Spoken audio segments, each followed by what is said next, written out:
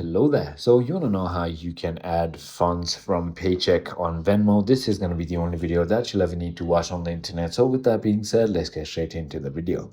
To get your paycheck into Venmo, the best way is setting up a direct deposit in your Venmo settings using your Venmo account / routing numbers, and which allows your employer to deposit funds directly, sometimes getting you paid early. Or you can also use the cash a check feature for physical checks by taking a photo in the app with potential fees for instant access.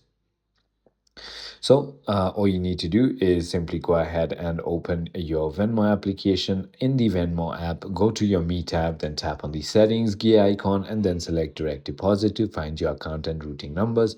Give these numbers to your employer's payroll department. Just like a traditional bank account, you can often choose to deposit the entire check or a person into your Venmo account. I hope this video clarified a lot for you. If it did, hit that like button, and I'll see you on the next one.